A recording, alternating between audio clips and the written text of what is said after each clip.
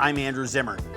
Want to learn how to chop, dice, slice, and as a result, come up with a perfect at-home version of a steakhouse steak tartare? Classic in every sense of the word. I'm going to show you how to do it. You got 10 minutes? This meat just came out of the refrigerator. It's icy cold. This is beautiful beef tenderloin and a nice top sirloin. I'm using them in combination, a softer cut, a firmer cut that has a different flavor profile, a little beefier, a little more irony. First thing I want to do is get our garnish started. This is a beautiful leek. The root end here, I remove about 1/4 of an inch, and what I'm going to do is I'm going to do this in, I'll show you 2 different ways. The way that I traditionally do this, a push stroke on a large chef's knife, flip it upside down, and take out, I don't know, 3-4 layers. And you can see these are just like folded pieces of paper. These interior layers just keep it propped up. But if you want it flat, which I do, so that I can make really thin push strokes, you gotta take those away. For this kind of fine work, I find a push stroke is absolutely invaluable. You can frizzle leeks simply by doing the same thing. Take out some of those interior pieces, deal with them later a different way, and go across. That is an easier cut. But it's good to be able to master both. So my oil is warm. We're gonna let those leeks just sort of cook in there on low. We're at about 175, 200 degrees. They've given off some of their moisture into the oil, and now I put it up another notch. And I'm just gonna keep sliding that up every 3-4 minutes. When it hits 375, I'm gonna use this tool, pull them out, and put them on a piece of paper toweling. The meat itself. I am going to take a piece of this top sirloin, and I'm going to take this tenderloin, 5-6 ounces of one, and about 5-6 ounces of another. Some people, and I am one of them, will stick this piece of meat in the freezer for 10 minutes. The reason that they do it is it's easier to slice. It's easier to slice this thin than it is to slice this thin because this is a firmer cut. The tenderloin is mushy. So you notice I'm going just a little bit thicker, and I'm just stacking these sheets up. And at a certain point, you can have the best knife skills in the world, but that's the last thin cut I can get off this. This is just too mushy and too falling apart. Now it's thin and I can mince it. Take a look at our leeks. And I can see they're getting glassy and glazy, and that sizzling is the water coming off of them. And at this point, I'm gonna crank it up from 4 to 5. So now I'm from low medium to medium.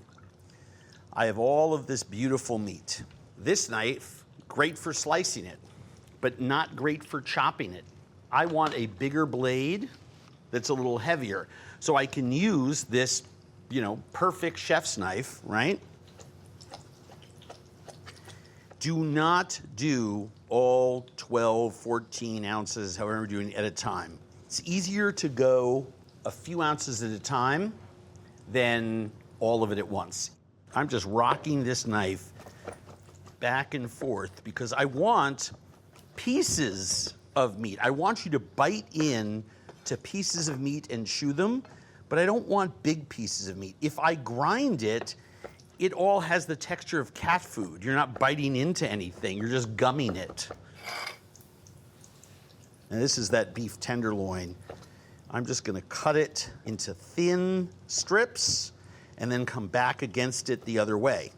And I want texture in this dish. Contrasting texture is what great food is all about. So my tenderloin contribution now is minced a little bit bigger. We cook with all of our senses, eyes, nose, mouth, touch. And what I heard was no more bubbling, which means these leeks are not only glassy, but they've given up all of their moisture. There's no sizzling noise coming out of here. And I can see some fine little strands actually have turned very light brown. While I'm working on everything else, I always want to keep this as cold as possible, so it just goes right into the refrigerator. So what's happening is very quickly, because I've raised the heat, the leeks are glassy. They've gone from light brown to dark brown in about 60 seconds.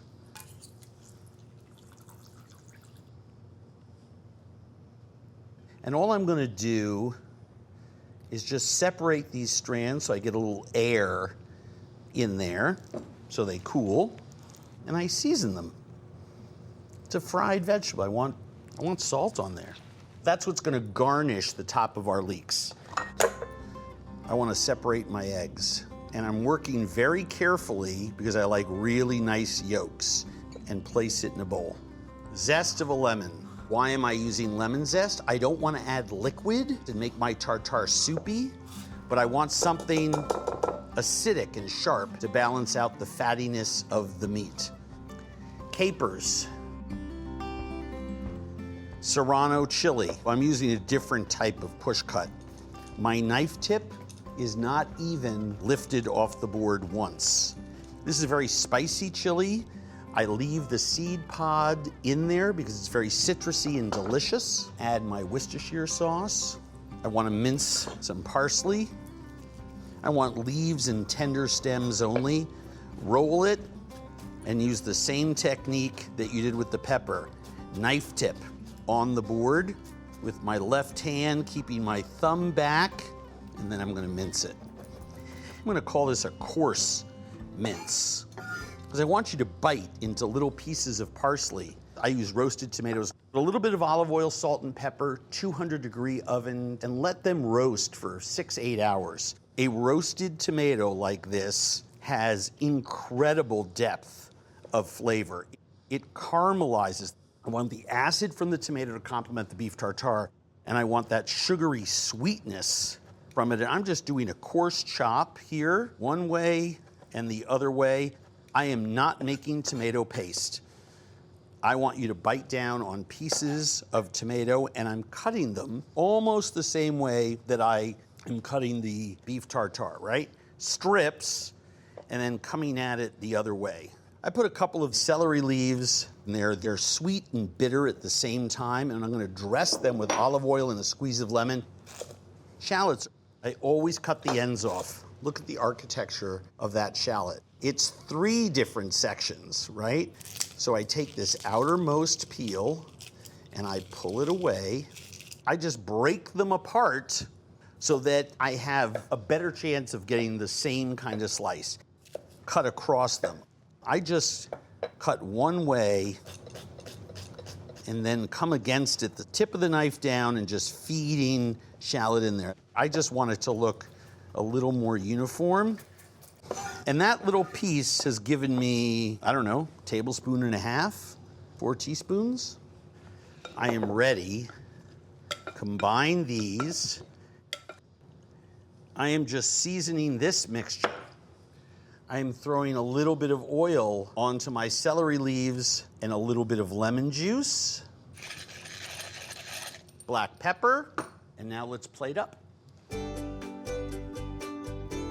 Now, if you notice, there's no residual liquid, almost none, right?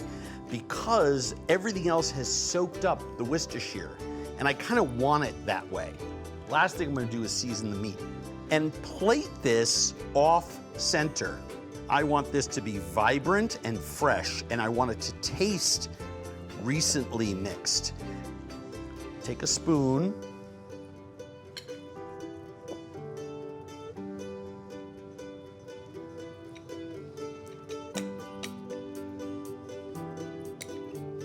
Don't press down, but you do want to have every space looking filled. And the way you do that, take the point of your spoon and do what I'm doing. Circle around. That makes sure that it goes edge to edge. And the last move that I want to make, just put a little dimple in the center. Raise that up. We have this beautiful small bitter salad of celery leaves. I'm just gonna gently slide that egg yolk.